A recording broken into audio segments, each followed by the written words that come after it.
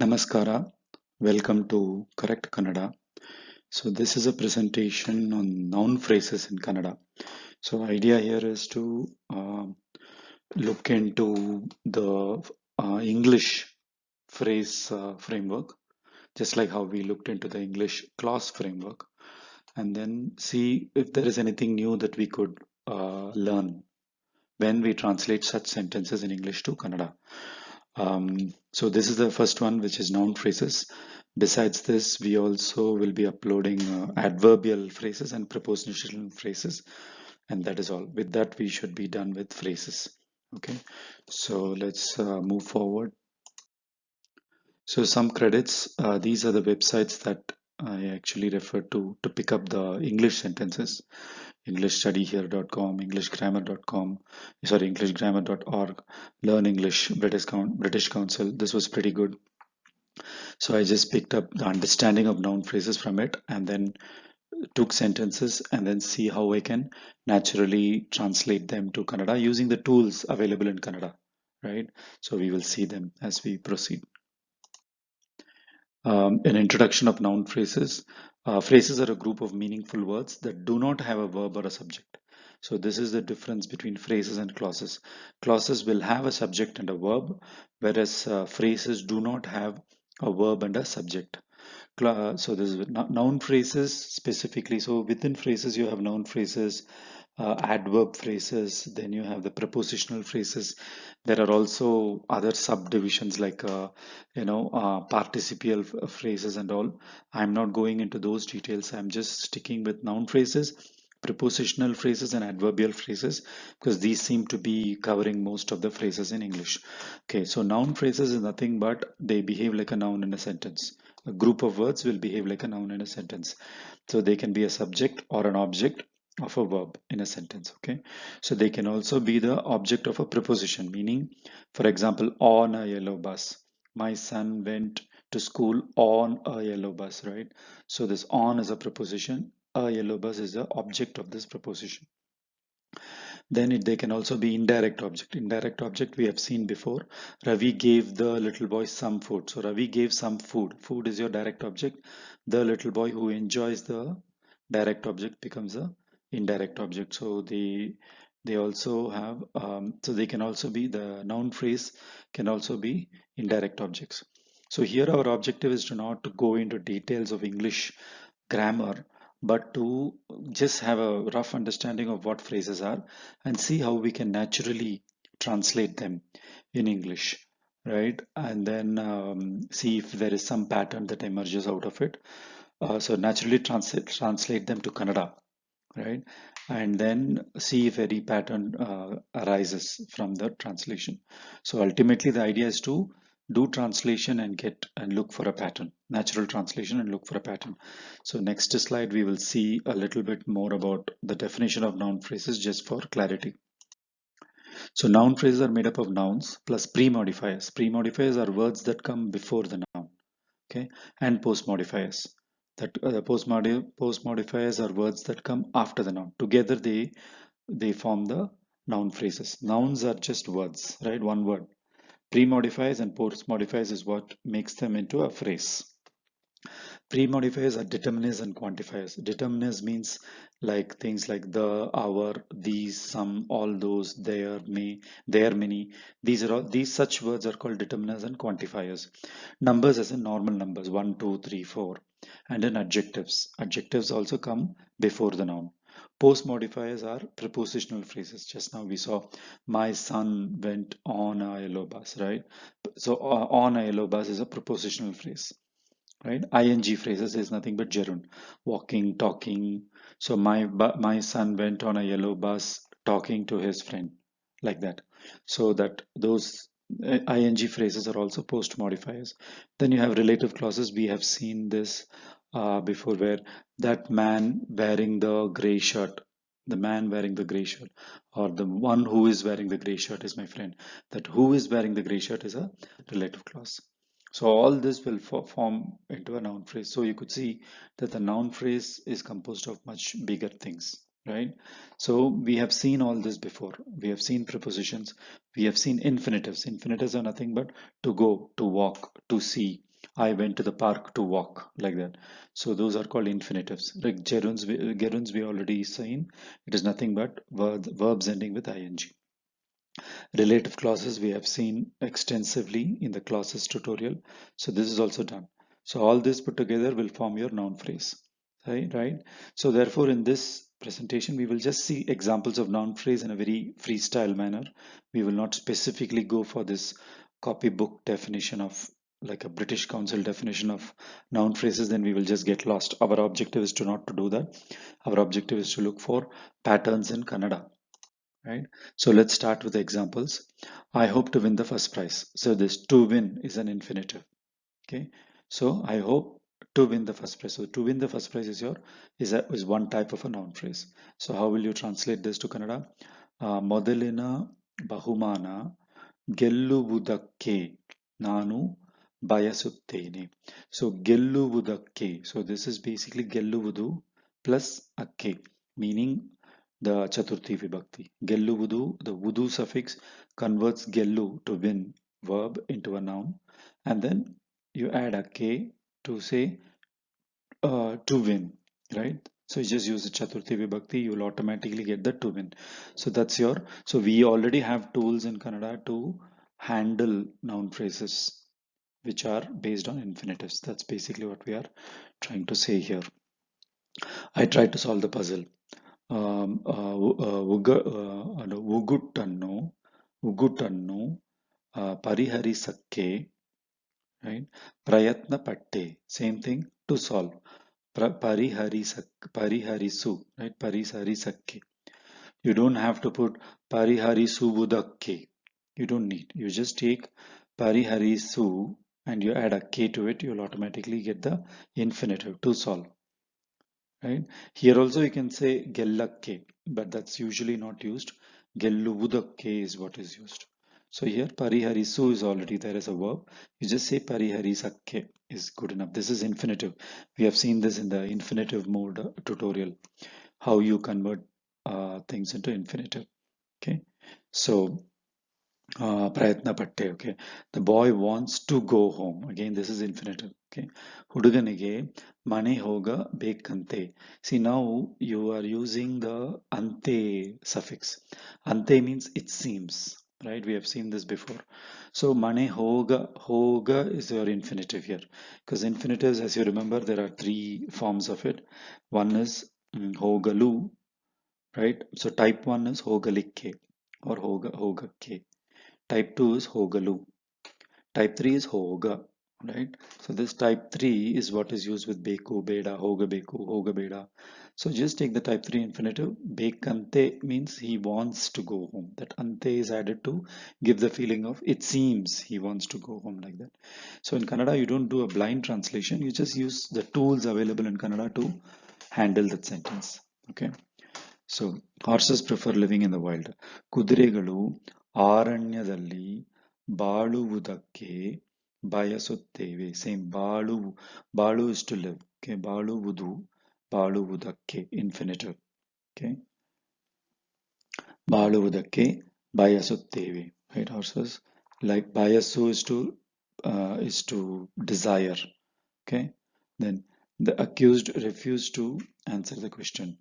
Right, apadita or aparadhi, right? ಪ್ರಶ್ನೆಗೆ ಉತ್ತರ ಕೊಡಕ್ಕೆ ನಿರಾಕರಿಸಿದ. ನಿರಾಕರಿಸು means to reject, to refuse. So ಆಪಾದಿತ, ಅಪರಾಧಿ, ಪ್ರಶ್ನೆಗೆ ಉತ್ತರ ಕೊಡಕ್ಕೆ, to give, right? To answer.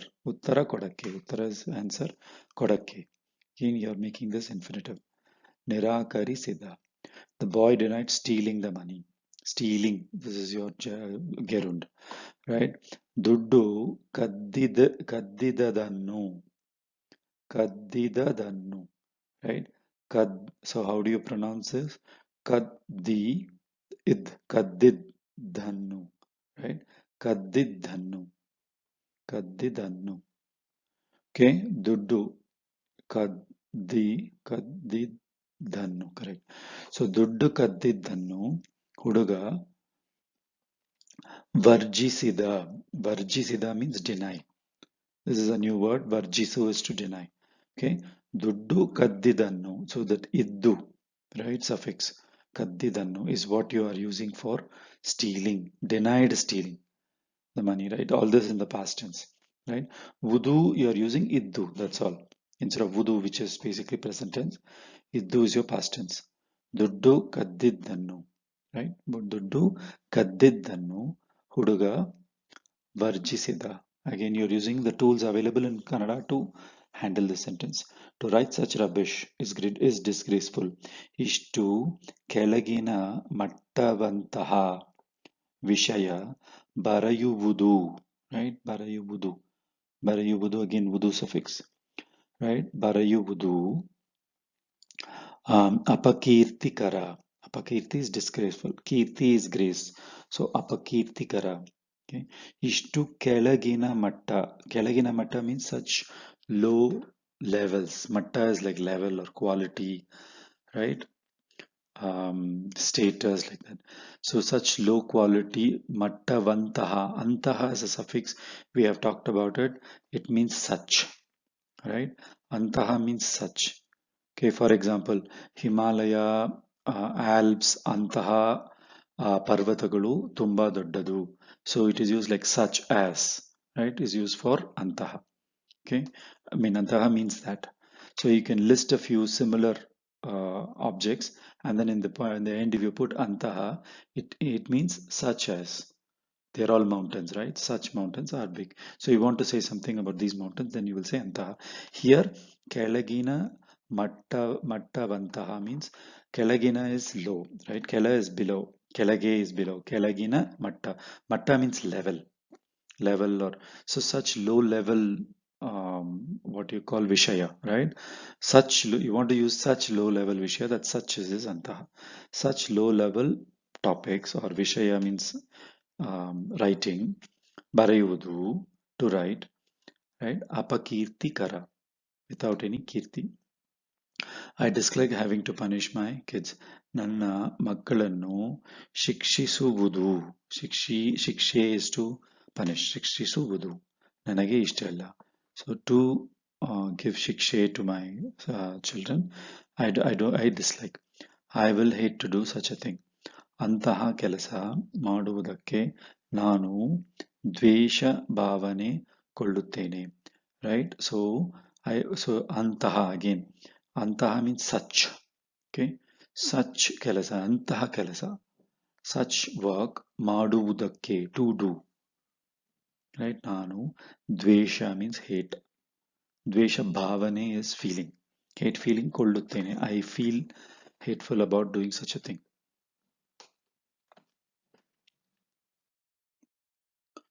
Okay, next set of examples. He wished to talk to his manager. ಅವನು ತನ್ನ ನಿರ್ದೇಶಕರೊಂದಿಗೆ ಮಾತಾಡಕ್ಕೆ ಬಯಸಿದ. ಬಯಸಿದ is to wish, to desire, ಬಯಸು, right? So past tense, ಬಯಸಿದ. So here ಮಾತಾಡಕ್ಕೆ, this is your to talk, infinitive. ನಿರ್ದೇಶಕರೊಂದಿಗೆ, ಒಂದಿಗೆ is like ಜೊತೆ, right? ಒಂದಿಗೆ is a suffix to say with his manager. The wicked man loves getting poor people into trouble. ಆ ಕ್ರೂರ ವ್ಯಕ್ತಿ ಬಡವರನ್ನು ತೊಂದರೆಯಲ್ಲಿ ಸಿಕ್ಕಿ ಹಾಕಿಸುವುದಲ್ಲಿ ಖುಷಿ ಪಡುತ್ತಾನೆ. So here ಸಿಕ್ಕಿ ಹಾಕಿಸು is to get somebody into trouble, right? Haku is to get yourself into trouble. Sikki haku means to get stuck. Now sikki hakisu means to make somebody get stuck. Okay, so sikki hakisu wudu, and then alli, in getting somebody into trouble. So hakisi wudu alli kushi paduttane. The poor man wanted to pay back every rupee he owed.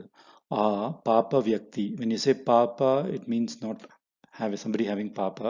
You're just saying poor guy, right? We say that. So that is the equivalent in Kannada is papa. So you'll say papa vyakti ತಾನು ತಗೊಂಡ ಸಾಲಗಳನ್ನು 1 ರೂಪಾಯಿ ಕೂಡ ಬಿಡದೆ ಹಿಂತಿರುಗಿ ಕೊಡಕ್ಕೆ ಬಯಸಿದ. So he wanted, bayasu, he wished. Kodakke is your infinitive, to give, to pay. Right? Hintirugi is to return.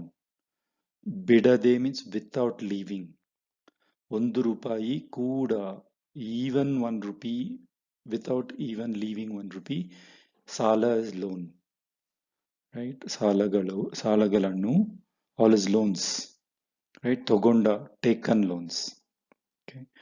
I will never do such a thing. Yavagalu. Yavagalu means anytime, always.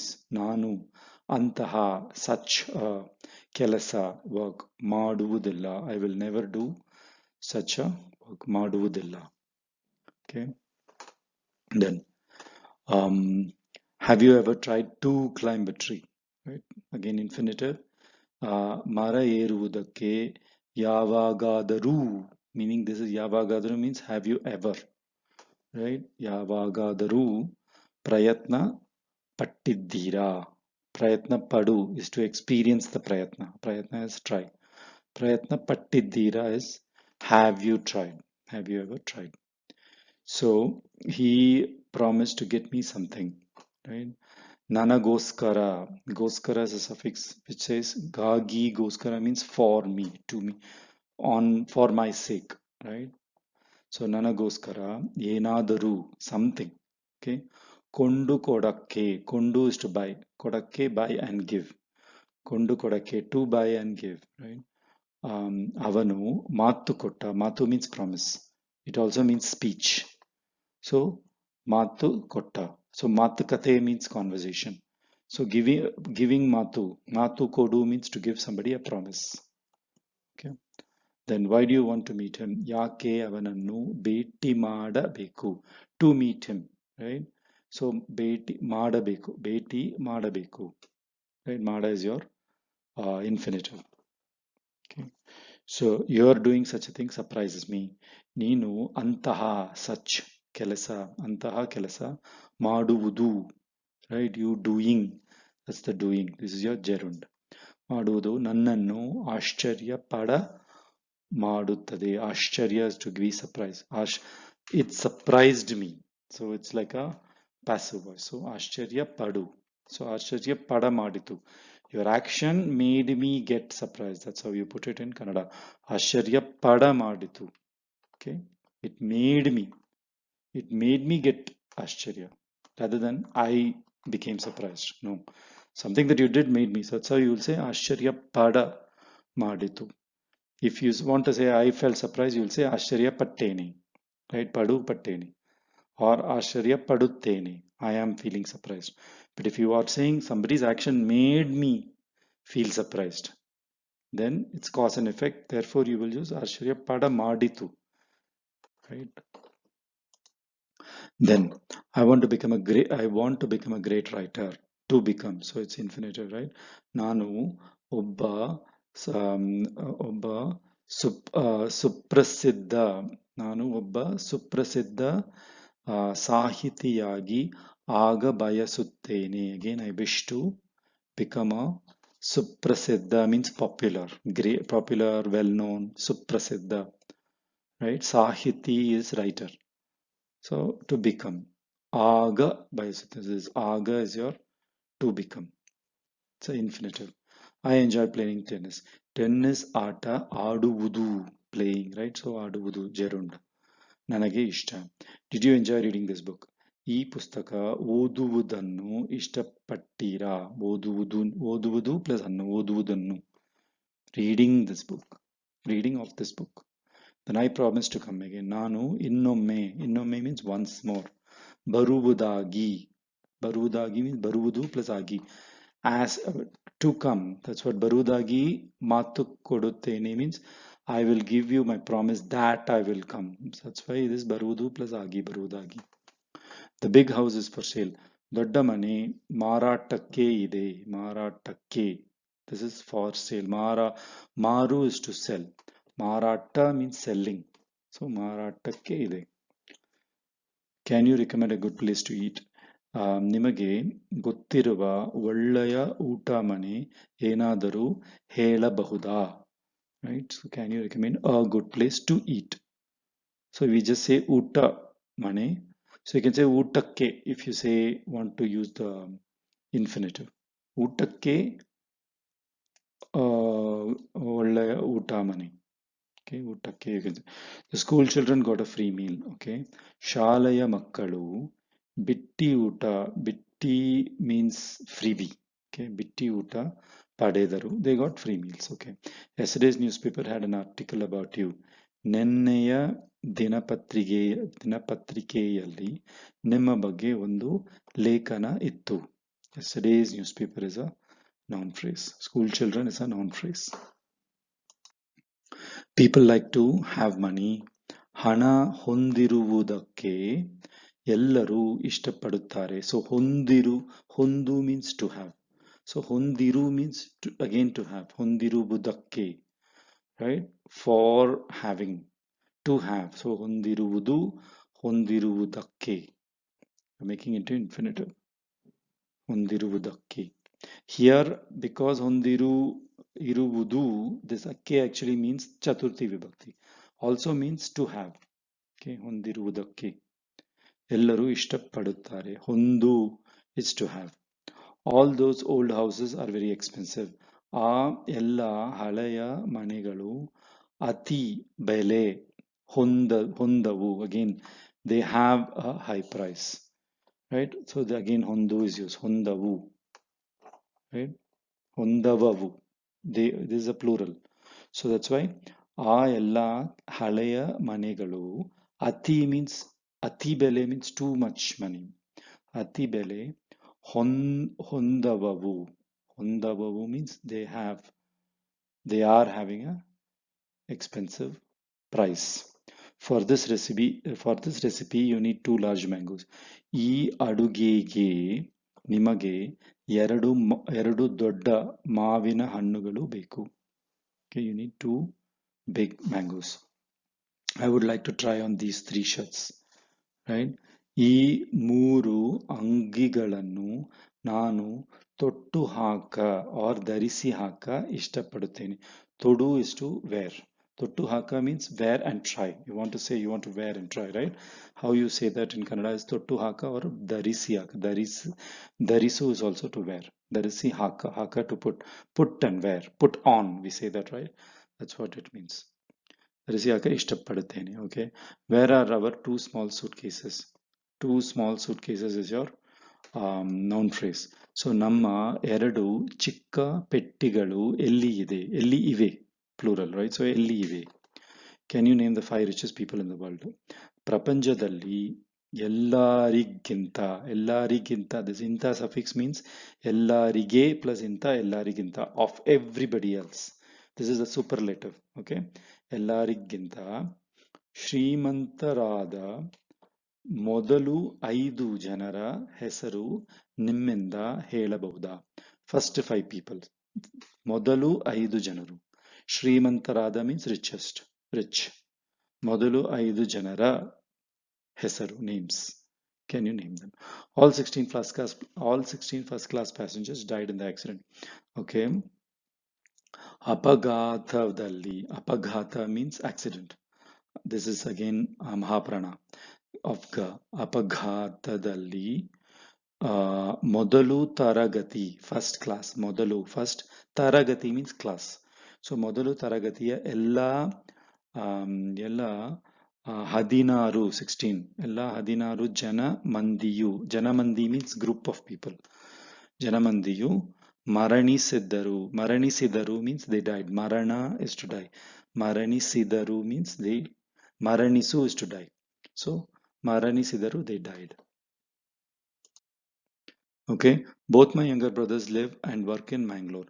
ನನ್ನ ತಮ್ಮಂದಿರು. So whenever you talk about relations in plural, you will have to add ದಿರು. ಅಣ್ಣಂದಿರು, ತಮ್ಮಂದಿರು, ಅಕ್ಕಂದಿರು, ತಂಗಿದಿರು, all ದಿರು you have to say for plural. Okay, ಇಬ್ಬರು, both. Okay, ಮಂಗಳೂರಿನಲ್ಲಿ, okay, ನಿವಾಸಿಸಿ, they live there, ನಿವಾಸಿಸಿ. This is your verbal participle. ನಿವಾಸಿಸಿ ಕೆಲಸ ಮಾಡುತ್ತಾರೆ. They work, they live and work. So 2 actions. So ನಿವಾಸಿಸಿ ಕೆಲಸ ಮಾಡುತ್ತಾರೆ. Inflation is one of the many serious problems facing the government.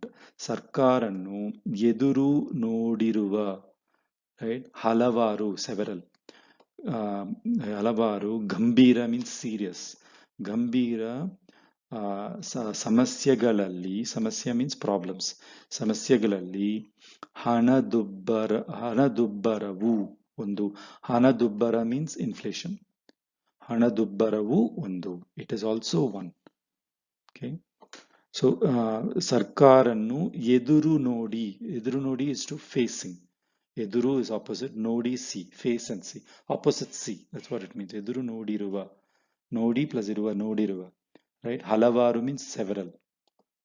Okay, ಹಲವಾರು ಗಂಭೀರ ಸಮಸ್ಯೆ, ಗಂಭೀರ ಸಮಸ್ಯೆ, serious problems, right. ಹಣದುಬ್ಬರ, ಹಣದುಬ್ಬರ means inflation, ಹಣದುಬ್ಬರವು ಒಂದು. Ronaldo's goal was one of the very few exciting moments in the match. ಆಟದಲ್ಲಿ ನಡೆದ ಕೆಲವು, some, few, okay, ಕೆಲವು ಉತ್ಸಾಹಿಸುವ means exciting. Utsaha means excitement. Utsahissuva, something that gives you excitement. That's why Utsahissuva. ಘಟನೆ means events, moments. ಘಟನೆಗಳಲ್ಲಿ ಒಂದು ರೊನಾಲ್ಡೋವಿನ ಗೋಲ್. So that's it with noun phrases. ಧನ್ಯವಾದಗಳು. Again, objective here was to give you an idea. These are sentences we have actually touched these topics in other videos. Here, because I wanted to cover noun phrases in English, I had to bring up those sentences again. So it was more of a practice session for us. Okay, if you have any questions, please write to correctcanada@gmail.com. I do check this email regularly. If you have any doubts, I can reply back.